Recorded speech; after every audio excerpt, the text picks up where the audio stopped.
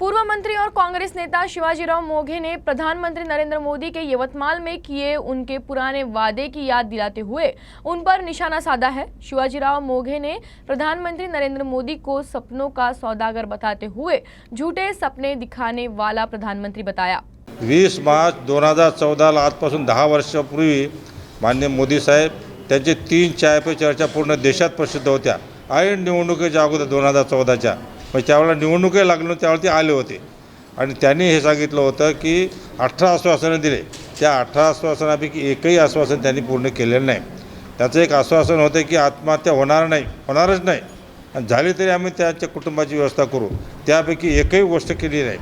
म्हणजे कापड गिरण्या काढू म्हणजे जिथे कॉटन पिकते तिथं राज्यामध्ये कुठंच कापड गिरणी निघाली नाही। त्यांनी अशा अनेक आश्वासनं दिले। म्हणजे APMCमध्ये आम्ही मजबूत करू, APMCला मजबूत नाही। त्यांनी आल्या 2019ला APMC रद्द करायचं कानून केला। बरदाचं आंदोलन झालं, 700 लोक मारले गेले पंजाब हरियाणाचे किंवा देशातले आणि तेव्हा कुठं त्यांनी रद्द केला। सांगायचं तात्पर्य म्हणजे हे 18 आश्वासनापैकी एकही आश्वासन पूर्ण केलं नाही।